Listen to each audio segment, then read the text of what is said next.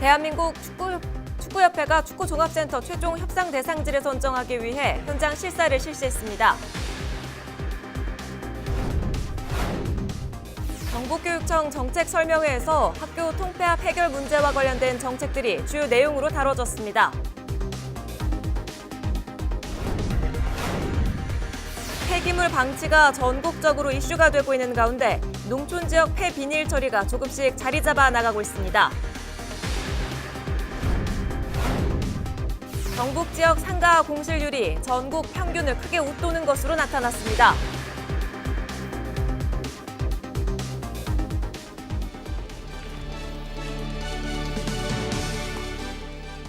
시청자 여러분 안녕하십니까? 헬로티비 대구 경북 뉴스입니다.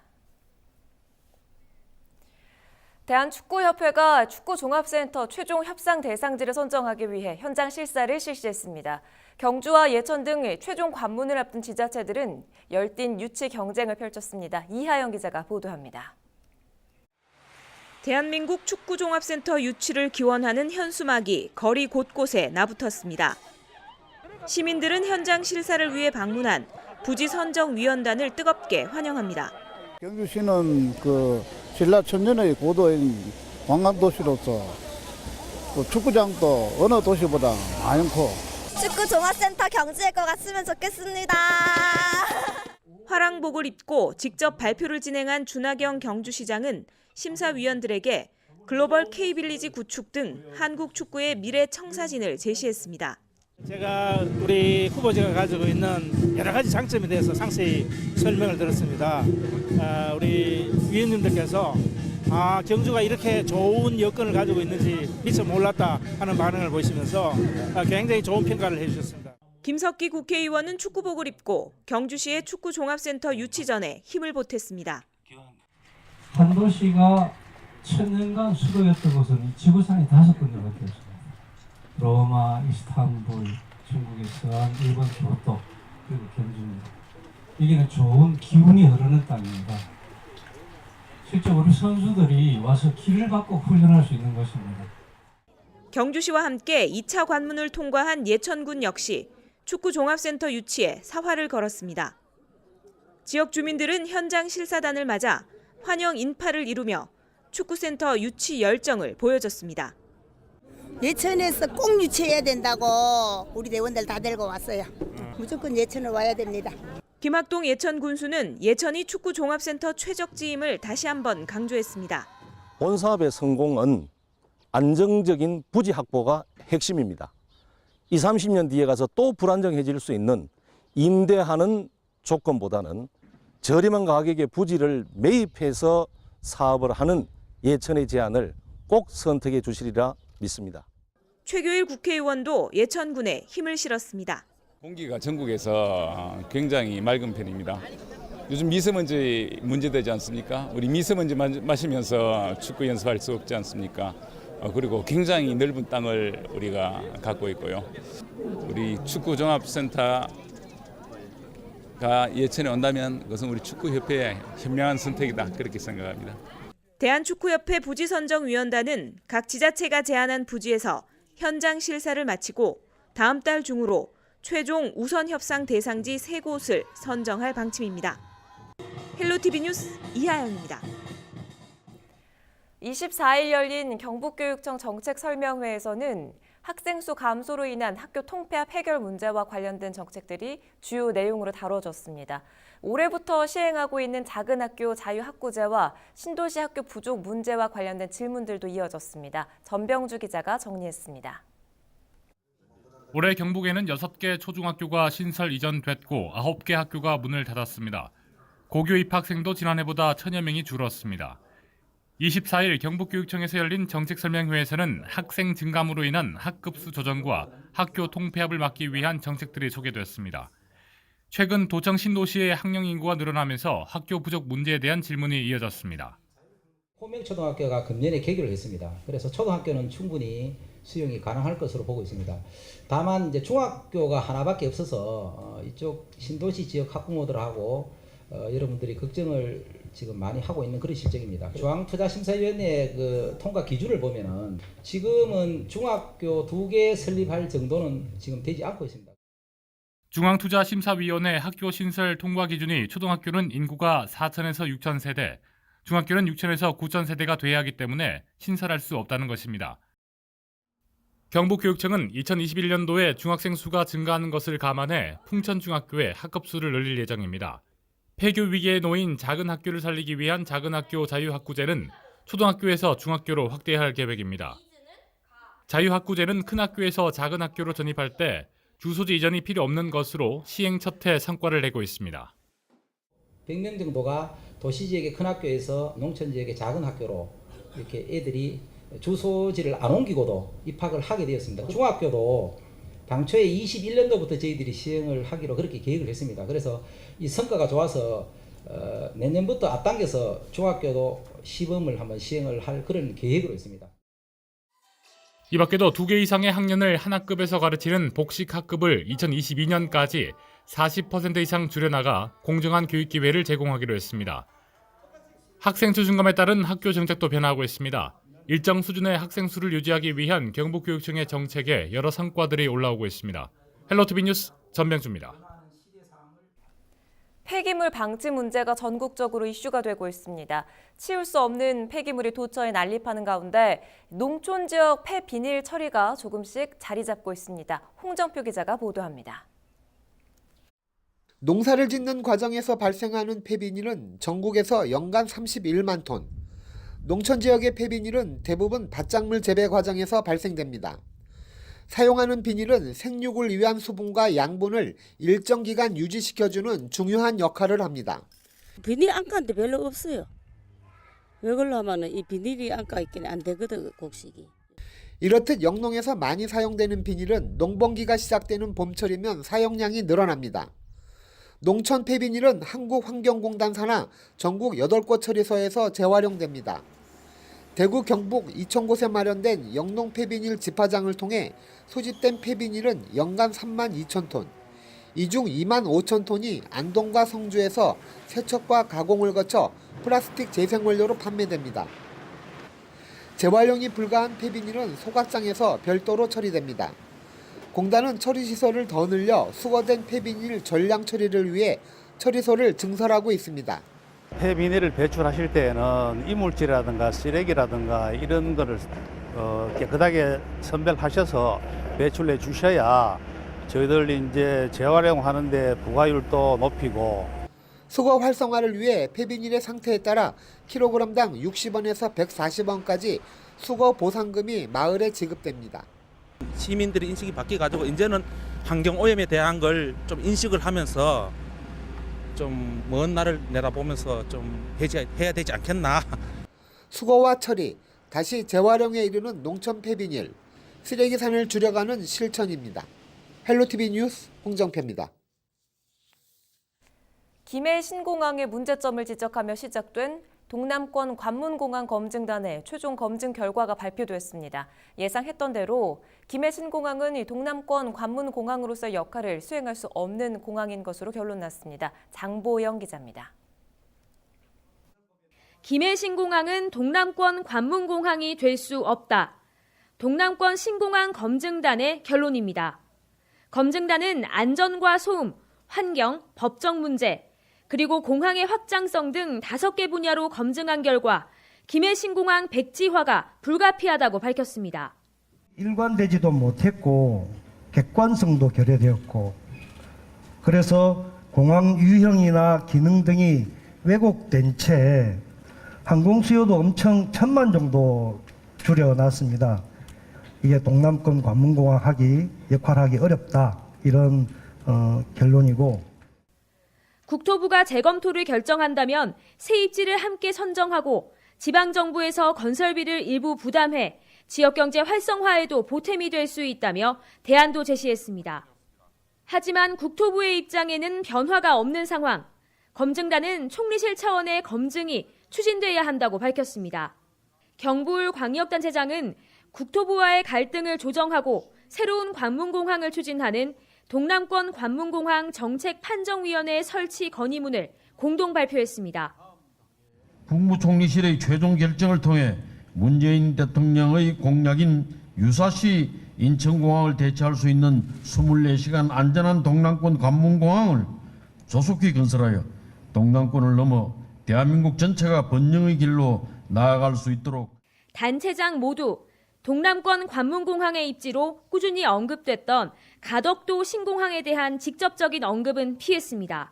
가덕도를 가기 위한 지금 그 하나의 전치 절차 아니냐 이렇게 말씀하시면 저로서는 참 이게 시민들한테 여쭤보고 다시 얘기하겠습니다라고 대답할 수밖에는 없지요. 가덕도는 그 새로운 검토 가능한 입지 중에 하나로 검토 가능하다 정도는 답변 드릴 수 있을 것 같습니다. 대구 경북과 소모적인 논쟁이 우려된다는 점에 대해서는 긴밀한 협조로 해결하겠다고 밝혔습니다. 대구 경북과 부울경은 갈등 관계가 아니라 이 공항 물류와 관련해서는 오히려 함께 손을 잡고 풀어나가야 되는 그런 관계다라는 점을 말씀을 드리고요. 긴밀하게 협의해 나가겠다는 약속을 드립니다. 보고회 직후 대구 경북에서 김해 신공항을 재검토하려면 5개 시도의 합의가 필수적이라는 부정적인 입장을 밝힌 가운데 경부울에서 결론낸 새로운 관문공항 추진은 시작부터 난항이 예고되고 있습니다. 헬로티비 뉴스 장보영입니다. 부산과 울산, 경남 지역 공항 검증단이 김해 신공항 건설에 문제가 있다고 지적한 점과 관련해 대구시와 경상북도가 공동 입장을 내놨습니다. 권영진 대구시장과 이철우 경북도지사는 24일 공동 입장문을 내고 김해 신공항 건설은 관련 5개 시도의 오랜 합의 끝에 결정한 국책 사업으로 일부 지역의 이기주의와 정치적 필요에 따라 무산되는 일은 없어야 한다고 밝혔습니다. 또 국무총리실에서 현행 김해 신공항 확장 계획을 다시 검토하려면 기존 시도들과의 합의를 반드시 거쳐야 한다고 덧붙였습니다. 국토부도 역시 부울경 검증단이 일방적으로 의견을 발표해 혼선을 가져왔다며 안타깝다는 입장을 밝혔습니다. 경북 지역의 상가 공실률이 전국 평균에 크게 웃도는 것으로 나타났습니다. 한국감정원 자료를 보면 올해 1분기 경북의 상가 공실률은 24.3%로 전북에 이어 전국에서 두 번째로 높은 것으로 조사됐습니다. 대구도 공실률이 13.7%를 기록하면서 전국 평균인 12.4%보다 높은 것으로 집계됐습니다. 필로폰을 투약한 40대 부부 등 일당이 경찰에 붙잡혔습니다. 대구지방경찰청은 필로폰을 사들여 되팔거나 투약한 혐의로 A씨 등 2명을 구속하고 2명을 불구속 입건했다고 밝혔습니다. 이들은 채팅 어플을 통해 260만 원 상당의 필로폰을 거래하고 함께 모여 투약하는 등의 혐의를 받고 있습니다. 경상북도가 한국 매니페스토 실천본부가 주관한 민선 7기 전국 시도지사 공약 실천 계획 평가에서 종합 최우수 등급인 SA를 받았습니다. 이번 평가는 지난 1월부터 4월까지 전국 17개 광역자치단체가 게시한 공약 실천 계획 자료를 매니페스토 평가단에서 분석한 결과입니다. 종합 개별 구성, 주민 소통, 웹 소통, 공약 일치도 등 5개 분야 32개 세부 지표에 대해 평가를 했고 경북도는 공약의 기대 효과, 명확성 등의 평가에서 총점 90점 이상을 획득했습니다. 대구시 대기 환경 기준이 느슨하다는 지적이 일고 있습니다. 대구경제정의실천연합은 광역자치단체는 해당 지역의 환경적인 특수성을 고려해서 환경부가 정한 기준보다 강화된 별도의 환경 기준을 조례로 정할 수 있는데 대구시의 초미세먼지 환경 기준은 24시간 평균 세제곱미터당 50 마이크로그램 이하로 환경부 기준인 세제곱미터당 35 마이크로그램 이하에도 못 미친다고 설명했습니다. 또 대구시가 조례로 정한 대기 환경 기준 항목 8개 가운데 2개만 환경부의 기준보다 강화됐고 나머지 5개는 환경부 기준과 똑같은 것으로 나타났습니다. 안동시가 오는 10월까지 수학기 야생동물 피해 방지단을 운영합니다. 포확 대상은 멧돼지, 고라니, 까치, 맷비둘기 등이며 엽사 28명이 조를 나눠 포획 활동을 합니다. 안동시는 개별 허가에 따른 시간과 불편을 줄이기 위해 이 기간 동안 방지단의 포획을 일괄 허용한다고 밝혔습니다. 한편 안동시는 피해 농경지 주변을 다닐 때는 식별이 쉬운 밝은 색상의 옷을 입을 것을 당부했습니다. 대구시 교육청이 상설 대입 전형 상담실을 운영합니다. 상담실은 시교육청 본관 1층에 마련되며 학생들의 대입 전형 준비를 위한 1대1 상담을 제공합니다. 상담을 희망하는 학생이나 학부모는 대구 진학진로정보센터 홈페이지를 통해 신청하면 됩니다. 투신 시도가 잦은 대구 동구 아양교에서 또다시 사고가 발생했습니다. 지난 20일 60대 남성이 다리 아래로 뛰어내린 건데요. 23일에는 동구 신천동의 한 아파트 외벽을 도색하던 작업자가 추락해 숨지는 사고도 일어났습니다. 권수경 기자와 이 사건 사고 짚어봅니다.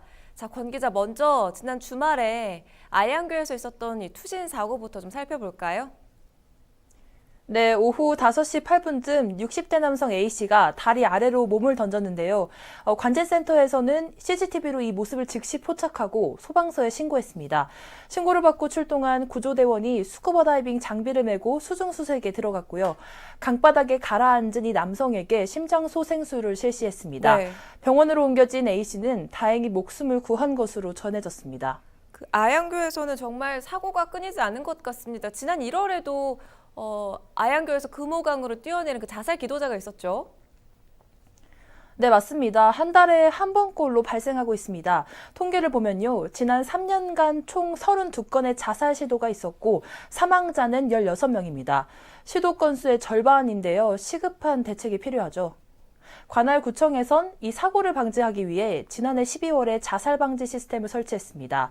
다리 양쪽 진입로에 CCTV를 설치했고 난간엔 적외선 감지기와 방송용 스피커를 설치했습니다.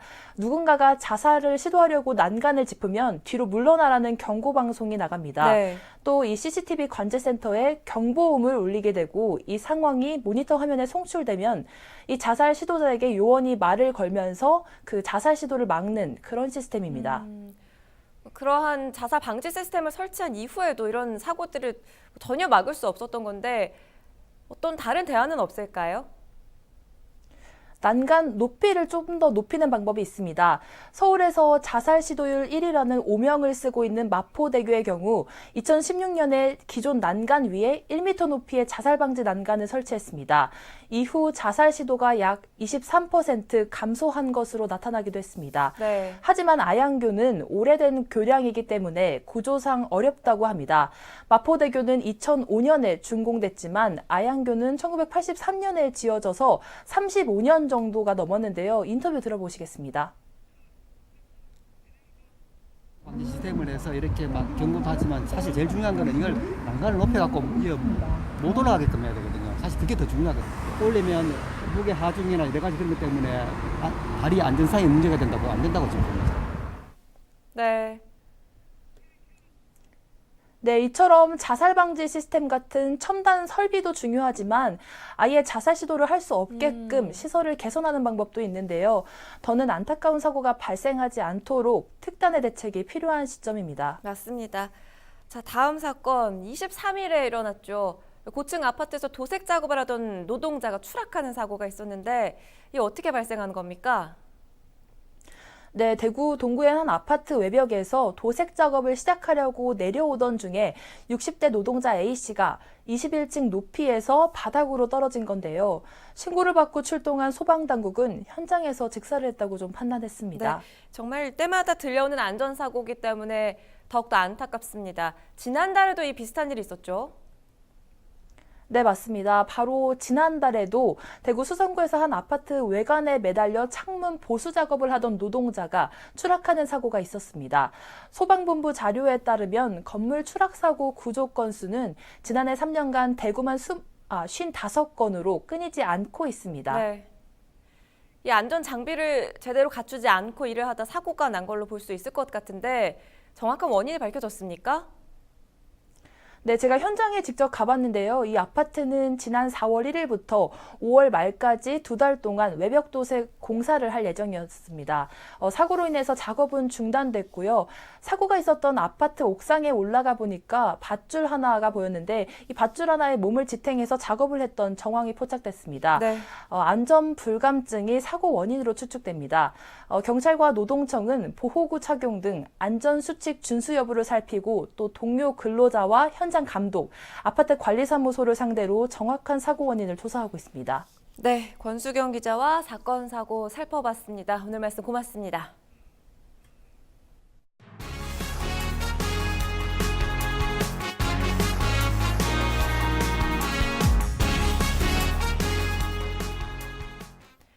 앞으로 석 달 동안 대구와 경북 지역 아파트에 1,200여 세대의 가구가 새 둥지를 틀 예정입니다. 국토교통부 자료를 보면 다음 달부터 7월까지 전국에 입주를 앞두고 있는 아파트 가구 수는 10만 4천여 세대로 대구와 경북은 1,262가구가 신규 입주할 전망입니다. 대구에서는 북구 사수동과 연경동에 각각 591가구, 600가구가 들어서고 경북은 문경과 포항에 모두 71가구가 입주할 예정입니다. 경상북도가 오는 27일부터 다음 달 12일까지 봄 여행 주간을 운영합니다. 경북도는 올해 여행 키워드를 마을로 정하고 영주 무선마을과 경주 교촌마을을 경북의 대표 여행지로 꼽았다고 밝혔습니다. 또 이 기간 문경 찻사발 축제와 영양 산나무 축제, 영주 선비문화축제 등을 개최하는 등 봄 관광객 맞이를 위해 다양한 채비에 나설 계획입니다. 안동시 보건소가 질병관리본부에서 전국 보건소를 대상으로 실시한 국가예방접종 사업 부문에서 우수기관으로 선정됐습니다. 안동시 보건소는 국가 필수 예방접종 본인 부담비용 전액 지원, 문자 알림 서비스 시행 등을 실시했으며 특히 여성 청소년의 자궁경부암과 영유아 예방접종률 향상에 기여한 공로를 인정받았습니다.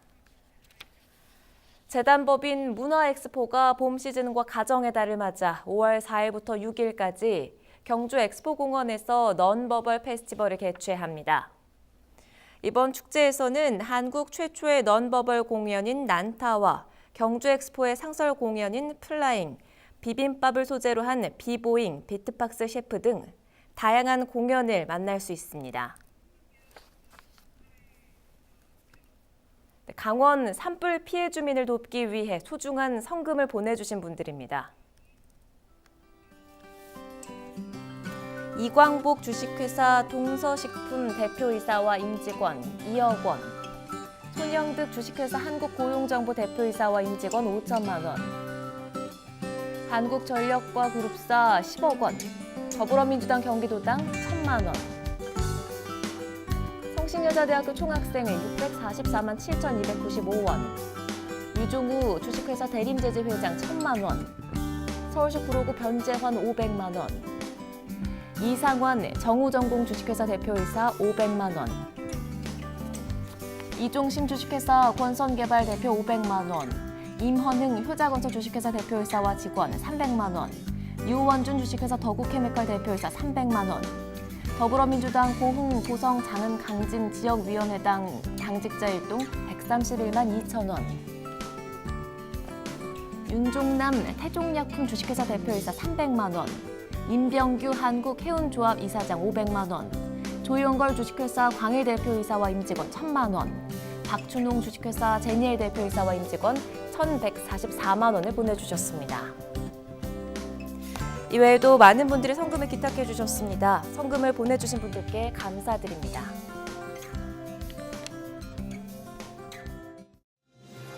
우리 지역의 이슈 콕 짚어봅니다. 헬로 이슈 토크. 지역의 이슈를 콕 짚어봅니다. 헬로 이슈 토크 함께 하시죠. 올 들어 한반도에서만 발생한 규모 3.0 이상의 지진이 5회입니다. 이미 지난해 발생한 규모 3 이상의 지진 횟수를 넘어섰는데요.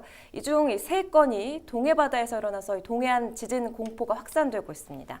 오늘 이 시간에는 동해안 지진 문제와 예방에 대해서 황성춘 전 경주대 지질학과 교수 그리고 백경렬 경향신문 기자와 함께 이야기 나눠봅니다. 두 분 어서 오십시오. 반갑습니다. 반갑습니다. 네, 지난 22일 새벽 5시 45분이죠. 경북 울진군 동남동쪽 38km 해역에서 규모 3.8의 지진이 발생했습니다. 그보다 3일 앞서서 강원도 동해시 북동쪽 54km 해역에서는 규모 4.3의 지진이 발생했었고요. 자, 올해 들어 발생한 이 중규모의 지진이 동해 인근으로 지금 집중되고 있는 양상을 보이고 있죠. 그렇습니다. 최근 발생한 지진 때문에 좀 불안감을 느끼시는 분들이 많으실 네. 텐데요. 지진 추이를 좀 보겠습니다. 기상청이 발표하는 국내 지진 발생 추이를 보면은 2016년 경주 지진 이후로 지진 발생 횟수가 좀 급격히 늘어나는 양상을 보입니다. 네. 한반도 지역의 지진 발생 횟수가 2014년과 2015년에는 각각 40여 회였거든요. 네. 그러다가 2016년에는 252회로 급격히 증가합니다. 그리고 그 이듬해인 2017년에도 220여 회가 집계가 됐고 2018년에는 다소 좀 줄어가지고 115회로 집계되긴 했습니다. 네. 하지만 올해 22일까지 27회가 발생한 것을 기준으로 본다면은 연간으로 봤을 때 한 89번 정도가 된다 이렇게 봐지고요. 네. 관측일에는 역대 5위 정도에 해당되는 수준입니다. 규모 3 이상의 지진은 지난해 줄었다가 다시 좀 늘어나는 추세를 보이고 있는데 그 규모도 좀 커지고 있습니다. 네. 지난해 한반도 지역에서 규모 3 이상의 지진은 총 5차례 말씀하셨듯이 발생을 했는데요. 포항 지진의 여진으로 평가된 그러니까 지열발전소로 인해서 인재라는 드러났잖아요. 네. 이 포항 지진의 여진으로 평가된 규모 4.0 지진 한 차례를 제외하고 동해에서 발생한 지진은 한 번도 없었습니다. 그런데 지진의 규모도 최대 3.3으로 작았는데 반면 올해는 벌써 규모 3 이상의 지진이 5차례나 네. 발생했고요. 지난 1월 백령도에서 발생한 지진을 제외하면 영덕과 포항, 동해, 그리고 울진 등 동해안에서만 4차례가 집중됐다는 것도 특징 중에 네. 하나입니다. 2월부터 동해안에서 도미노처럼 발생한 3차례의 지진의 규모도 작지 않았습니다. 4.1, 4.3, 3.8로 지난해보다 좀 커진 양상을 보입니다. 네. 전문가들은 2011년 3월에 발생했던 동일본 대지진 다들 기억하실 텐데요. 이 지진 이후에 지진의 수가 좀 늘었다 이렇게 지적을 하고 있습니다. 지진 전문가들은 한국만 놓고 보면 지진 발생이 동일본 대지진 전후로 증가하고 있다며 네. 발생 수뿐만 아니라 중규모의 지진 발생 확률이 뚜렷이 늘어나고 있다고 지적을 합니다. 네, 그 수치도 정리를 해서 말씀을 해주셨지만 지진의 강도도 세졌다 이런 설명을 해주셨어요. 요즘에 지진이 잦아졌다 이렇게 느끼는 이유 중에 또 하나가 그 사람이 느낄 수 있는 지진을 말하죠. 유감 지진 이게 또 늘고 있기 때문이라던데 이건 또 어떤 의미인가요, 교수님? 예, 일반적으로 지진이 발생하는 곳을 그 진원과 진앙으로 나누는데 진앙은 그 사람들이 살고 있는 지표면을 이야기하는 거고 진원은 발생 지점 그러니까 지하 뭐 30km라든지 20km 이런 곳을 이야기합니다. 그래서 발생 지점인 진원으로부터 약 규모 3에서 4 정도를 우리가 리터 규모입니다만 규모를 지진 사람이 느낄 수 있습니다. 네. 그 느끼는 걸 유감 지진이라고 우리가 정의를 하는데 네. 이게 이제 큰 차이가 있는 것은 지진은 늘 발생합니다. 지구는 움직이고 있죠. 예, 움직이고 있으니까 아주 좋은 표현을 하셨는데 지구는 끊임없이 움직입니다. 어떤 건 공전도 있고 자전도 있고 또 지질학적 여러 가지 특성과 원인에서 움직이고 있는데 사람이 느낀다는 말 이야기는 도심지에서 뭔가 변화, 즉 변동, 움직임이 있다는 겁니다. 네. 그래서 이게 이제 좀 규모가 커지면은 구조물이 파괴된다든지 뭐 이런 현상, 그다음에 인명에 다대한 아주 심대한 피해를 초래하죠. 그래서 네. 유감 지진이 온다는 것은 어떤 의미든 지진이 우리에게 생활에 영향을 미친다는 의미니까 조심할 필요가 있죠. 그런데 중요한 거는 2000년대 초에는 유감 지진이 약 대한민국에 100회 정도 왔습니다. 그런데 네. 지금 20년이 지난 지금은 그러니까 2017년, 2018년 기준으로 보면은 약 한 80회에서 100회 정도 이렇게 증가하고 있죠. 그래서 지진공학자들은 지금이 지진 빈발기에 여기 이제 지진 주기설이 있는데 지진이 소강기가 있고 빈발기가 있습니다. 그래서 빈발기에 들어섰다는 이런 주기설로서 설명을 해가는 경향이 있습니다. 그렇군요. 자, 지금 동해안해역에서 규모 4 안팎의 중규모의 지진이 잇따르면서 이게 더 큰 지진이 발생할 수 있는 어떤 그런 전조 증상이 아닌가 예. 그런 우려가 지금 높아지고 있는데요. 그렇습니다. 이번 22일에 울산 지진 네. 같은 경우에는 발생 깊이가 21km 정도로 추정이 됩니다. 네네. 지진 발생 4분 뒤에는 인근에서 또 규모 1.3의 여진이 또 있기도 했는데요. 다행히 지진을 느꼈다는 유감 신고가 경북이 11건이었고 강원이 1건 이렇게 해서 12건 정도였습니다. 네. 울진군이나 소방 당국에 접수된 피해 상황은 다행히 없었고요. 하지만 더 큰 지진에 대한 있을 수 있다 이런 주민의 스트레스는 좀 더 커지는 양상입니다. 네. 2016년 2006년 규모 5.8의 경주 지진이 있었고 이듬해 인재로 드러나긴 했지만 5.4의 포항 지진이 있었습니다. 그래서 한반도가 더는 지진 안전지대가 아니다. 네. 이런 인식이 국민들 사이에서 좀 퍼져 있는 게 사실입니다. 그래서 이러다가 진짜 지진 해일이 밀려오는 것 아니냐 이런 불안감도 나오는 건데요.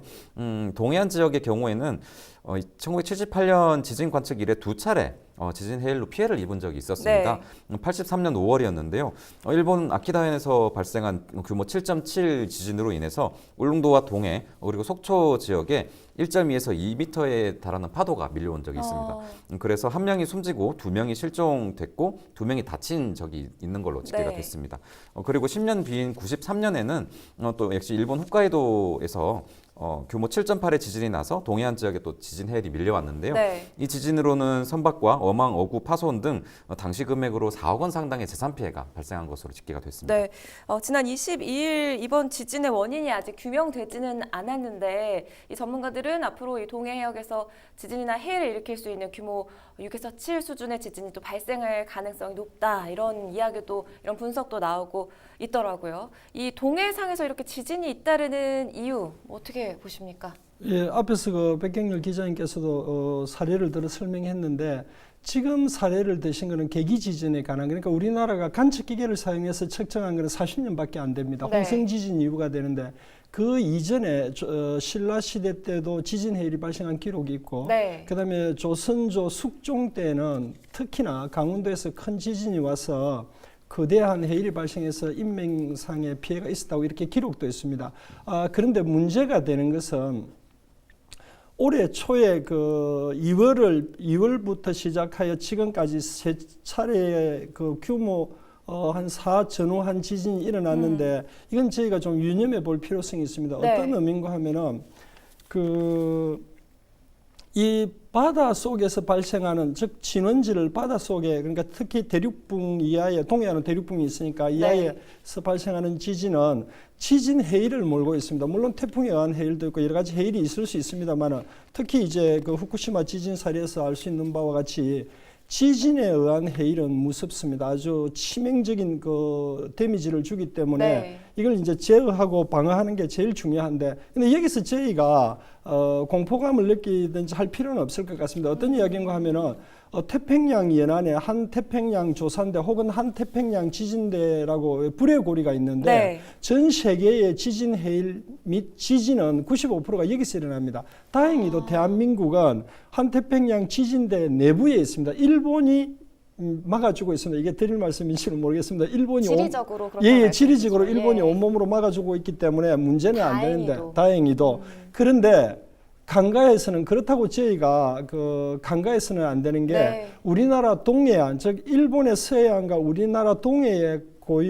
갇혀 있는 바다 동해안에서 발생하는 지진이 만약 규모 4 이상 6까지를 넘는다면 6에서부터 지진의 일이 발생하는데 위험하다고 판단을 해야 됩니다. 우리나라도 영향을 받을 그렇죠. 수 있다. 그러니까 이제 한 태평양 지진대에 의한 영향은 받지 않겠지만은 일본의 서쪽, 우리나라의 동쪽, 동해안에서 발생하는 지진에 관해서는 저희들이 안심할 수가 없고 그게 특히 규모 6 이상이 발생하면은 아주 위험하다 이렇게 봐야 됩니다. 그래서 지금 지진이 빈발하고 있는 이 상황을 무시하거나 또 너무 가대평가해도 안 되겠지만 주의를 기울일 필요가 있습니다. 아주 중요하다고 볼 수 있죠. 말씀하신 것처럼 우리나라도 지진의 안전지대가 아니기 때문에 이번 이 바다 지진을 계기로 해서 좀 대비를 철저히 해야 한다 이런 지적이 이제 나오고 있는데 어떤 부분이 가장 시급할까요?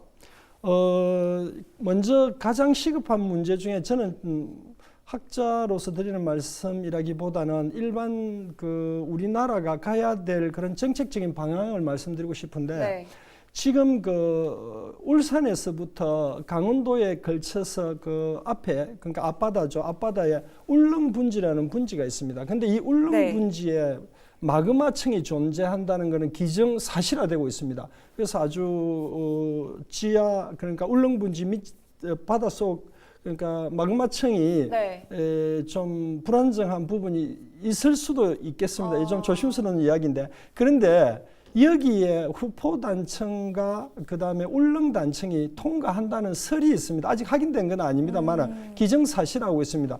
그 외에도 여러 단청군들이 있지 않느냐 이런 학설이 있는데 네네. 이런 걸 정확히 정밀히 추정하기 위해서는 확정하기 위해서는 조사가 필요하죠. 그런데 지금 우리나라 예산이나 여러 가지 지진 내진에 관련된 그런 관심사가 사실은 여기까지 미치지 않고 있습니다. 물론 2018년 작년이죠. 포항 지진 이후에 그 지진 대책안을 새로 수립했습니다. 네. 수정했죠. 거기에는 포항 앞바다에 관해서도 그러니까 동해안에서 발생하는 지진에 관해서도 관심을 갖고 네. 대책을 수립하자는 때인데 그걸 가지고는 좀 미약한 편이죠. 그래서 제가 첫 번째 강조하고 싶은 것은 일단 철저하게 그 동해안의 울릉 분지에 관해서 지질학적으로 조사 연구를 하자가 네. 첫 번째가 되겠고, 두 번째는 한태평양 조산대처럼 위험하지는 않지만 그래도 옛날 역사 기록이나 계기 관측 기록에 의하면은 지진에 의한 해일이 발생한 걸로 되어 있으니까 네. 좀 대책을 차분차분히 수립해 가자가 될 수가 있고, 세 번째 어떤 경우에도 이 정책적인 방향이 아주 중요할 것 같습니다. 그래서 정책적인 방향을 너무 바다에서 발생하는 지진이니까 직접적으로 우리 유감 사람이 느끼지 않는 지진처럼 보이니까 안전하지 않나 이렇게 할 수 있는데, 지진 해일이라는 무서운 복병을 끌고 오니까 내륙 지진과 동등한 수준의 관심을 해상 지진에 관해서도 해저 지진에 관해서도 가져야 된다. 이걸 강조하고 싶습니다. 그렇군요. 예, 자, 예. 학계 설까지 지금 말씀을 좀 해주셨는데 정부 차원의 조사가 일단 이루어져야겠고 그에 따른 단계적인 대책이 수립돼야 된다. 이런 말씀을 해주셨습니다. 자, 올해 들어서 이 규모 4 안팎의 중형 지진이 3번이었고 모두 동해가 진원지였죠. 잇따른 지진을 우연이라고도 볼 수는 없겠는데 조만간 이 동해 쪽 육상에서 추가로 발생할 가능성도 있지 않습니까? 예단하기에 쉽지 않은 부분이긴 하지만.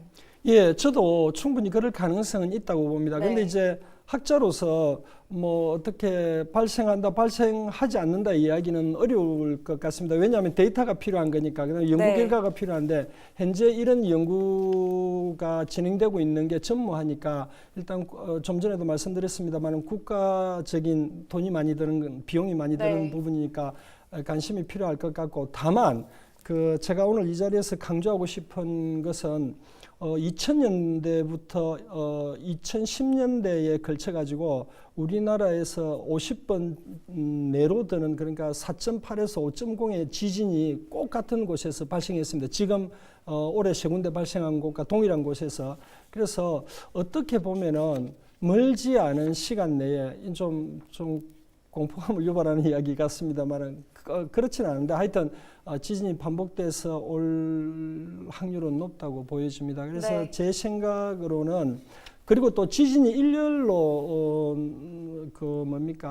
발생한다는 것은 단층대에서 발생하는 사례가 외국의 연구 결과나 제 연구 결과도 보면은 많습니다. 그래서 단층대가 존재하는, 그래도 활성 단층대가 존재하는 것은 사실인 것 같습니다. 네. 예, 그래서 여기에 관해서 지속적인 관심이 필요하고 대비하는 게 무엇보다 중요할 것 같습니다. 네, 그렇죠. 자, 지금 동해에서 3일 간격으로 규모 4.0 안팎의 지진이 연달아 일어났죠. 또 하나의 걱정거리라고 한다면 과연 이 내륙은 안전한가라는 부분이겠죠. 이건 또 어떻게 보십니까, 교수님?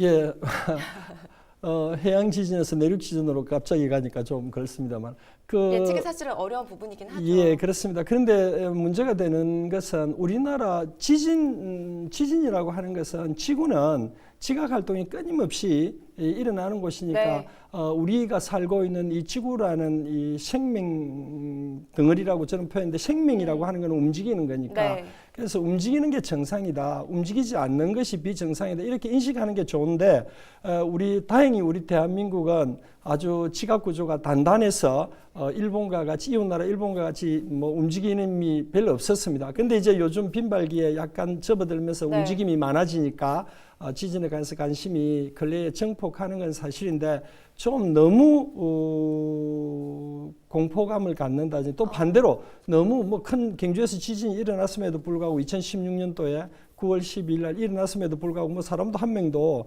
그렇게 사상자가 없었다 이렇게 안이한 마음을 먹으시는 분도 계시는데 제가 오늘 내륙 지진에 관해서 꼭 짚고 가야 될 두 가지 점을 말씀드리면은 네. 우리나라의 해공왕 신라시대 때입니다. 해공왕 때 가장 피해가 큰 지진인데 약 100명의 사망자가 발생했습니다. 그러니까 네. 옛날에 사망자가 발생한 지진이 있다는 것은 앞으로도 그럴 가능성이 있다는 거죠. 네. 그래서 특히 여기 경상도는 경상분지에 속하고 있습니다. 땅이. 그래서 여기만 유일하게 신생대 지청입니다. 다른 데는 신생대, 중생대의 지청에 우리가 이 터전을 기반을 하고 있습니다. 그런데 다른 서울이나 이런 데는 좀 시생대나 원생대 좀 오래된 지청입니다. 그래서 사람도 청년일 때 활동이 많은 네. 것처럼 여기 우리 경상도 지청도 활동이 많은 지청입니다. 그래서 여기는 늘 위험한 지진, 즉 사상자가 발생하는 지진이 많이 발생하는 곳이니까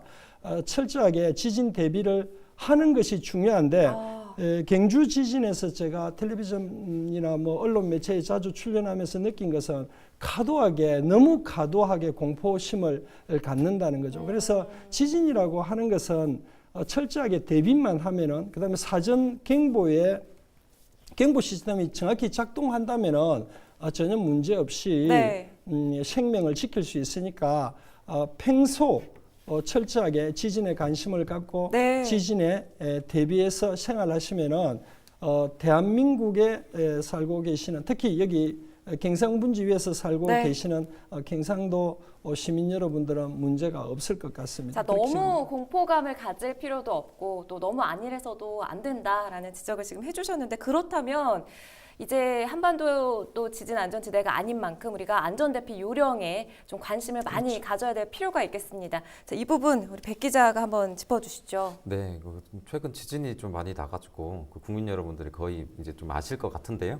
한번 좀 상기하는 차원에서 한번 짚어드리겠습니다. 그래서 지진이 나면은 보통 진동이 한 1분에서 2분 정도 지속이 됩니다. 네. 그래서 이제 실내 공간에 계시다면은 책상이나 탁자 밑에 이제 들어가셔야 된다. 상식적으로 다들 아실 거예요, 이제는. 그래서 혹시 모를 추락물에 좀 대비하려는 노력이 필요하고요. 그리고 진동이 멈추면 밖으로 신속하게 빠져나가는 그렇게 해야 되는 조치가 필요하겠습니다. 그리고 엘리베이터를 이용하지 말라는 얘기도 정말 많이 들으셨죠. 네. 이용하지 말고 계단으로 이동을 해야 된다. 이렇게 지켜주셔야 됐고요. 이동 중에는 가방이나 이제 소지품 등으로 머리를 좀 가리고 보호하고 달아나는 것도 잊지 않으셔야겠습니다. 그리고 여진으로 땅이 흔들리거나 흔들릴 때 이 부분 좀 주의하셔야 되는데 벽이나 기둥을 잡는 건 또 위험할 수가 있습니다. 네. 이 부분은 좀 조심하실 필요가 있고요. 앞서서 계속 언급했지만 해안가에서 지진이 발생했을 때가 가장 좀 위험한 상황입니다. 그래서 해일의 위험이 좀 예상이 된다, 경보가 울렸다고 한다면 고지대로 이동하시는 것이 가장 중요합니다. 지대가 높은 곳으로 이동하셔야 되고 강원도와 같은 산간 지역에서는 산사태도 좀 우려가 되기 때문에 산 근처나 급한 경사지를 좀 피할 필요가 있겠습니다. 네. 그래서 동해안 지진 해일이 발생할 우려가 높아져서 동해안에서도 이런 준비를 좀 철저히 해야 된다 이런 네. 우려가 나오는데요. 경북도나 강원도 쪽에서는 이런 그 경보를 사전에 좀 울리고 주민들이 실제로 대피하는 그런 훈련을 좀 해야 될 필요가 있다 네. 이런 지적이 좀 나오고 있습니다. 정부도 이제 최근 좀 동해안에서 지진이 반복되니까 좀 촉각을 곤두세우는 모습을 보이는데요. 19일에 동해 해역에서 지진이 난 이후에는 비상근무에 들어가 있고 행안부도 비상대기 인력을 늘리는 한편 추가로 대응 체계를 점검한다는 방침입니다. 네, 자, 이 동해상의 잦아든 지진에 대해서 정부 차원의 원인 규명이 무엇보다도 중요하겠죠. 또 한반도가 더 이상 이 지진의 안전지대가 아닌 만큼 이 동해안의 지진해일 발생을 가정한 피해 예방 대책의 점검도 반드시 이루어져야겠습니다. 자, 오늘 이 시간에는 동해안 지역의 잦은 지진에 대해서 살펴봤습니다. 오늘 함께해 주신 두 분 고맙습니다. 감사합니다.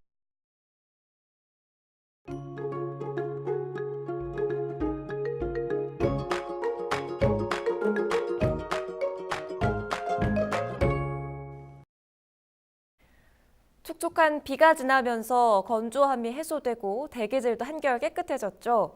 목요일에 다시 한번 전국에 비가 예보돼 있어서 우산을 꼭 챙기셔야겠습니다. 자세한 날씨입니다.